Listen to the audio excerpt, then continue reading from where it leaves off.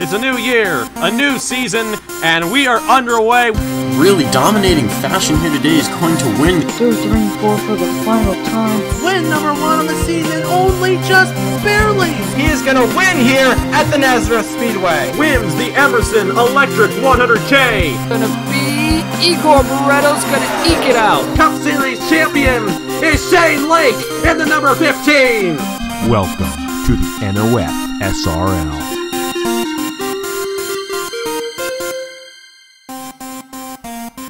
The Armory Digital Superspeedway plays host to the 7th race of the 2nd season of the NOFSRL Scots National Series. For this, the Armory Digital 250. We're going to go 20 laps around this 2.6-mile superspeedway with Braden Perez and Vic Merlin leading the field to the green flag here from the front row. We're looking at a fantastic race here at the Armory Digital Superspeedway. The first of 2 stops here for the Scots National Series. Second one coming later this season with the T-Mobile 250. But first we got to get through this one here. It's going to be a fun one here. Just about to get the green flag here in just a couple minutes. But now, let's go down trackside, get you your starting lineup so we can get this pace lap started. And the engines fire here at Armory Digital. 42 going to roll off here. It's Braden Perez on the pole position alongside the 13 of Vic Merlin. In row 2, we're going to find the 83 of Keith Kent alongside the 76 of Alex Kelly. In row 3, we're going to find Dale Lightning alongside the 78 of Eric Olson. In row 4, it's the 84 of Igor Beretto alongside the 00 of Alex Watts. And rounding out the top 10, it's Reagan Whitlock in the 5 alongside the 31 of Carter Joey. And we are set for a fantastic race here at Armory Digital, the 2nd Super Speedway race of the season here. And the first of 2 stops, once again, we will be taking to the Armory Digital Superspeedway later on this season when Cabela's comes. It'll be a shared weekend here at the Armory Digital Superspeedway for the Western Digital 400. But here for Scott, it'd be the T-Mobile 250. But here, Armory Digital, the title sponsor for this race and the racetrack. We're ready for a good one here. You saw the kink in between turn 1 and 2. That is something that makes this track very different than Talladega. Talladega is basically shaped the same as Daytona.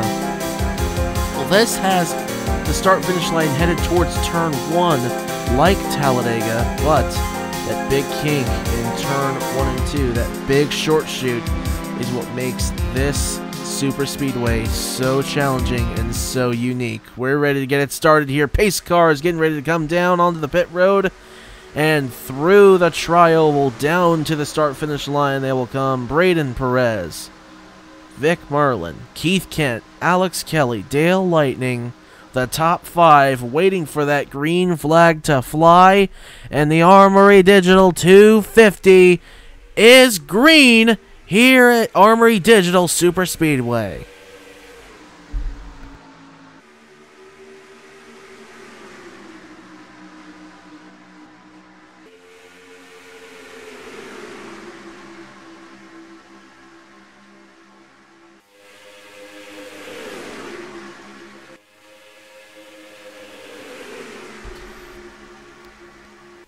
Headed down the back straightaway, already seeing 3 wide there for the 3rd position. That's Dale Lightning getting to the inside of Alex Kelly. Vic Merlin slipping on the outside. Meanwhile, for the race lead, here comes Keith Kent in the 83, going to do a slingshot on pole sitter Braden Perez, and he's going to take it coming out of turn number 4. 4 wide in behind there for about 10th place. Olson, Casey Dean right in the middle of that as well. The 20 Winnie Calhoun. 4 wide's going to move up with Josephine O'Neill getting underneath Beretto, Whitlock, and Watts. And coming into this race, the points-wise, you see the 73 sneaking up on the inside there, now headed up towards the middle line. Juan Rodriguez is still the points leader. He comes in 22 points over Quentin Moore, 26 over DJ Reed, 36 over Ethan Farley, 38 over Zachary Fitzwater, 40 over Jackson Harrison, and 42 over Timothy Ruiz, 43 over Max Anderson, That's down to 8th. Alex Watts is 51 behind, as is Landon Smith Jr. They are tied for 9th position. As for the race lead on the inside, Winnie Calhoun, all by herself on the inside of Dale Lightning, is going to take this lead away. Logan Sports' Daniel Bouchard, who has just one win here in the series, but has had just a really tough time everywhere else, except it seems like Michigan. But now he's headed towards the front here at Armory Digital, looking for some help. He's going to go up to the top side in behind Calhoun. And how about on the inside? Here comes your Daytona winner, Joshua Harrison, in the 9 down low in that little Caesars Mustang. He's starting to work his way up to the front. He's got another Ford in behind him. That's Buck Racing's Nick Martins in the 22. William Brock going to bring Landon Smith Jr. down to the inside. Smith Jr.'s teammate, Jordan Lopez, stuck on the outside in that 08. Singling out for the first few positions here, but it's all shuffling and craziness going on behind. Haven't seen 5 wide, thank goodness. But you can actually make 5 wide here work, albeit for a limited time, because, boy, you accordion together big time going through these turns. As wide as they are, you can only get so wide here battling for track position. Back up front, the first 5 now are stretching away. Dale Lightning has Nick Martins in behind him. Joshua Harrison looking on the outside of Daniel Bouchard. And he's going to slip back into the wall. Harrison scraping along the outside safer barrier. And he's going to slip back. Nobody going with him. Finally, looks like Landon Smith Jr. is going to tuck in behind him. And they'll try to march back up to the front. Never mind, he'll get back down low. But that 9 getting into the outside wall, look at that. It's split up the pack. There's 1 in the front now, 1 in the back. But they're going to try to catch back up to the main group. Matt Tuck coming up with Alex Kelly in the 76. They're on the inside of the 9 now. And for the race lead, side by side, it's still going to be Winnie Calhoun. But maybe not for long, as Nick Martins is down to the inside. Not a whole lot of pushing on the outside. That's going to keep Nick Martins from getting to the lead. Looks like just him being on the inside lane is going to be enough. Not quite. Calhoun's got to run off the top side. They're still side by side for first.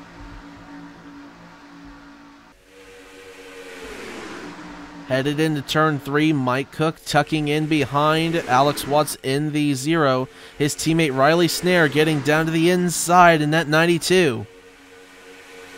And for the race lead, Martins looks like he's going to take it away. He's got Chimera Racing's number 13, Vic Merlin, the outside pole sitter, and behind him, trying to march his way back up to the front here. Already on to lap number 7 here at Armory Digital. It's been a wild race so far. Caution free, which is a good thing. And hopefully we might get caution free the whole way. Who knows?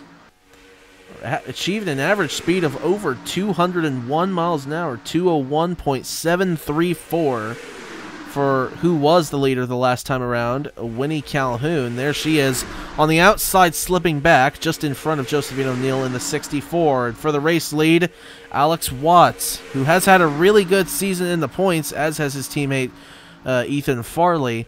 But Alex Watts lower in the points than his team owner and teammate. But he probably could have had a win in this series already if he hadn't had to come down late at Fontana. But looking to turn that around and potentially snag a victory, as is Casey Dean in the 97, who's had an atrocious start to the season for NS Racing. He sits in the 2nd position right now, side by side with Riley Snare. They'll stretch away as Landon Smith Jr. gets in behind him. And don't look now, here comes Brandon Yodel back at the 82. He slipped back a few laps ago. He got back down low, and he's tucked in behind the Blackout Motorsports number 30 Honda Accord. Looks like he's the only one of the Trinity River Racing cars that is up there inside even the top 20.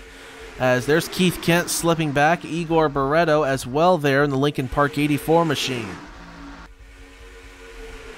Down low, here comes John Andrews, coming off a second place at Rockingham last week. And he is looking to take that momentum here into Armory Digital and snag Full Frontal Motorsports' second straight victory. He wants to be the victor this time. He took a back seat to DJ Reed in the 41.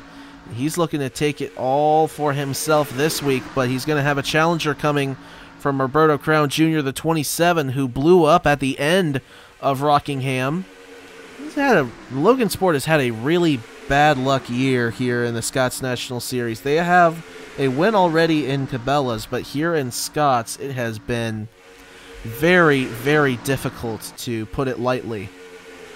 That is just putting it lightly, I promise. But Roberto Crown Jr. looking to turn his luck around here as he pushes John Andrews to the lead, and he'll immediately sling to the inside with help from the 31 of Carter Joey.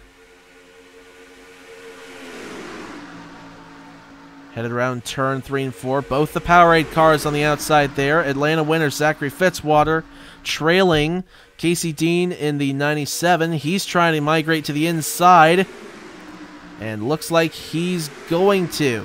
Meanwhile, 4 wide and behind as Timothy Ruse gets to the inside of Derek Hamill, William Brock, and Nick Martins. Fitzy looking for his 3rd career victory and 4th win overall here on the Trinity River Network. He's got some marching to do. He doesn't have any teammates around him right now. Every one of them is in the back right now and behind him. Except for, I didn't notice right there. I thought that was Declan Wellington Turner, but it's actually Timothy Ruse in the 95. Declan Wellington Turner is still in the back. I get them mixed up sometimes. They both got Home Depot on them, just as Casey Dean and Zachary Fitzwater both have Powerade on them. As down low for the race lead and into the wall on the outside, Landon Smith Jr., but to the race lead, it's going to be Mike Cook in the 29 taking it for Hamill Racing Enterprises. He's got Casey Dean, and behind him, Zachary Fitzwater. Aiden Macro in the 42, having a really good run so far, even though he's in 13th. That seems like he's really close to the front, and he is. But here at Super Speedways, they're all stacked and packed on top of each other. You could finish 0.7 of a second behind the leader, and you'd be, well, 20th, basically. That's how Super Speedway racing is here. Just past halfway here in the Armory Digital 250. It has been a very clean race, and the pack has not gotten as separated as I thought they might earlier on in testing sessions and practice sessions and whatnot, but they have stayed together very well. I am honestly surprised how well they have, as 3 wide for the race lead. Fitzy's going to take it down low. Not quite. Casey Dean looking to stretch away. He's got the drafting help from Aiden Macro. Now Braden Perez gets to the backside of the 59 of Zachary Fitzwater. And don't look now. Here comes Daniel Bouchard in the 7.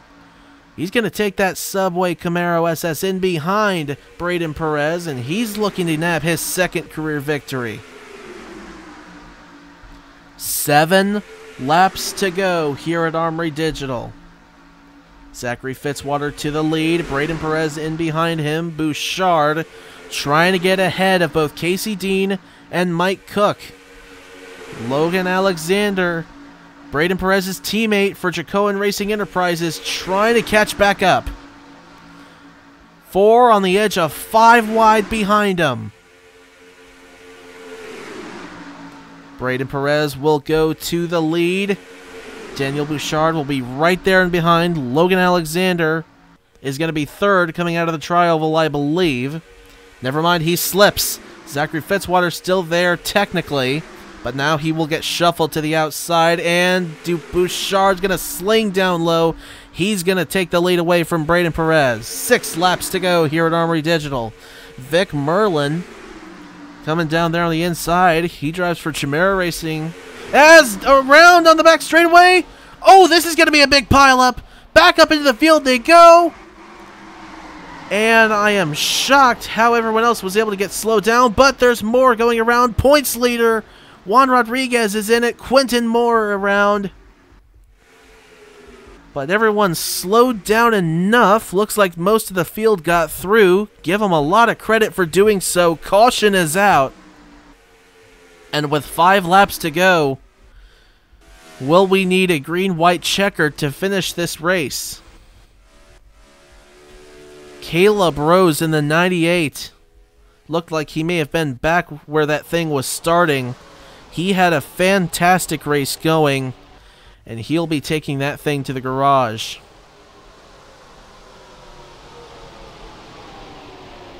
No pit stops in this race, by the way. This being a super speedway race. So, with 5 laps to go now, we're about to find out whether we will have to use a green-white checkered attempt to finish this, or we will be able to finish this under the official 20 laps. But Daniel Bouchard is leading right now ahead of Vic Merlin, Logan Alexander, Braden Perez, Derek Hamill, Casey Dean, Reagan Whitlock, Alex Kelly, Roberto Crown Jr., and Carter Joey. That is the top 10 right now as we're working the first caution of the race coming late here at Armory Digital. Let's go back and take a look at what happened halfway down the back straightaway to set it off. So watching from overhead here, looks like the trouble's going to start on the outside with Mike Cook getting into the back of the 42 of Aiden Macro. Up into the 59 of Fitzwater they go. Macro hooks it back down into the 98 and 9. That sends Caleb Rose back up into the wall. Harrison goes sliding on the inside. Fitzy goes around, and now the track is blocked. Whitlock able to get by on the inside. Brandon Yodel gets sideways there, and good save there for the 82. Harrison hits the inside wall as they go under the Armory Digital Bridge. Justin Zeigdell gets a piece there as Fitzy comes back up into the field. The field starts to stack up behind. There's Juan Rodriguez, Quentin Moore, Jordan Lopez getting together. Louis Zankala gets a piece there in the 19. Matt Tuck, good job to get it slowed up there. As the same for Madison Tull got a piece. Eric Olson got a piece. Landon Smith Jr., how did he get through there? Oh my goodness, that is the dodge of the season so far. Landon Smith Jr. getting through that, but that is what happened here to bring out the first caution of the race here at Armory Digital.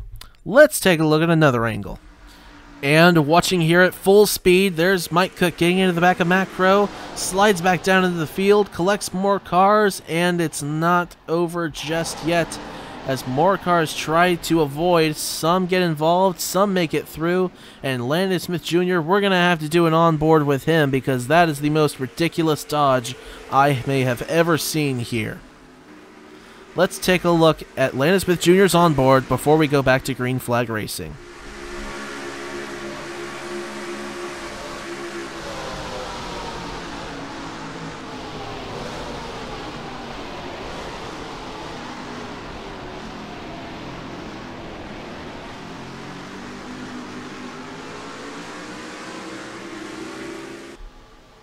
And it looks like we are going to have 3 laps officially remaining here when we come to get the green flag.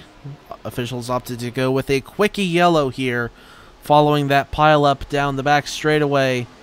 It is Daniel Bouchard leading ahead of Vic Merlin, Logan Alexander, Braden Perez, Derek Hamill. That is the top 5, followed by Casey Dean, Reagan Whitlock, Alex Kelly, Roberto Crown Jr., and the 31 of Carter Joey.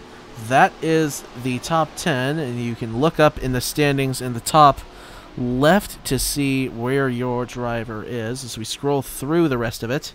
The only driver who is a lap down as a result of that incident is the 98 of Caleb Rose, and of course being within I don't even know that he's actually on the track anymore. But there was quite a few cars involved in that incident. And looks like everyone continuing except maybe the 98. I really don't see him on the track right now. But anyway, pace car down onto the pit road.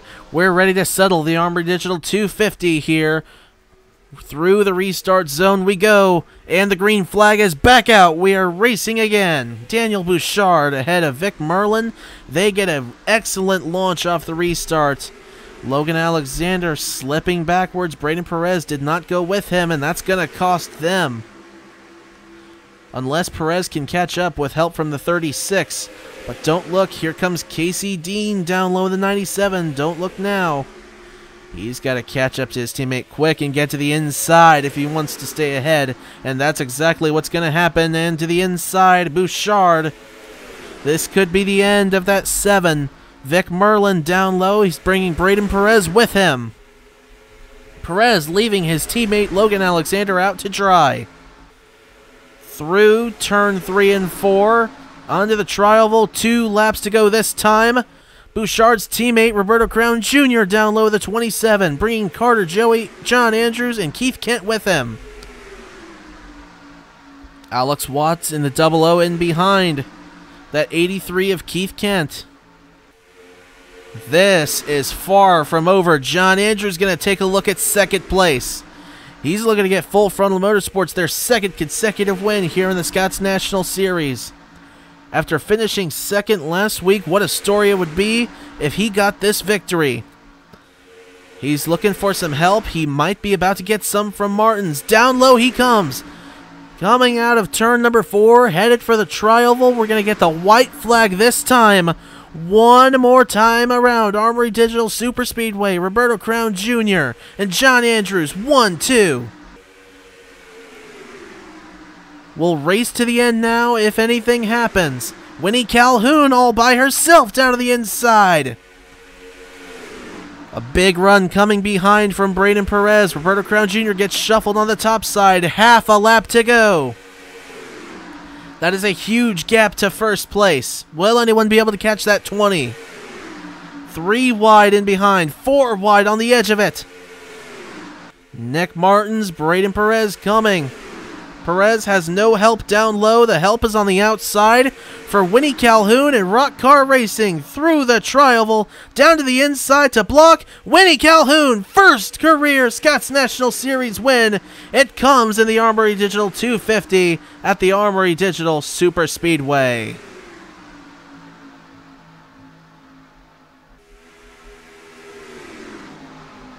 What a race. Got interrupted there about 75% through with that pile-up, but a fairly clean one for the most part. And something may have happened here at the end with Aiden Macro and Justin Zeidel, unless that had to do with the most recent, with the incident that brought out the caution, which if it did, that makes sense. But Winnie Calhoun, winner of this race. Field getting extremely spread out coming to pit. Oh my goodness, what the heck happened there? As everyone was trying to get narrowed up, they got stuck on the apron there. But anyway, Calhoun's going to come down on the pit road. Winner for the first time in the Scots National Series. Team owner Arthur Xavier gets his first win for Rock Car Racing. We'll take a look at your finishing results here. The top 25 cars within a second of each other. Winnie Calhoun wins with an average race speed of just over 176 miles an hour. Nick Martins second, John Andrews third, Braden Perez fourth, Keith Kent top 5 there. Good run for him. Roberto Crown Jr. gets shuffled from first to 6th in the final few laps here at Armory Digital, but still a fantastic finish for that 27 team out of Logan Sport. Timothy Rue is 7th. Alex Watts 8th. Boston Jones another top 10. Good run for him. And Carter Joey rounds out the top 10 here. We'll scroll through the rest of your standings here, and it looks like Louis Zankala and Caleb Rhodes are the only ones that were not able to finish this race here at Armory Digital. And that's going to wrap it up here. Congratulations to Winnie Calhoun for winning this race. And we'll see you next week at, I believe it's Martinsville. But that's gonna be a fun race for sure there in Virginia. Cabela's is off this week, but it's going to be coming back, of course, next week. And later on this weekend, tune in to the CarQuest Indy Racing League. We're going Wisconsin Grand Prix racing at Road America for the Grand Prix of Wisconsin. That's going to be a fun one for sure. Of course, the schedule for CarQuest got shortened from 16 to 12. I made note of that in the Discord, but I'll make note of it when we do the actual race for the CarQuest Indy Racing League. But anyway, we'll take a look at your drivers' point standings here, your owners' point standings, wrap it up here at Armory Digital, and until next week, y'all have a good one.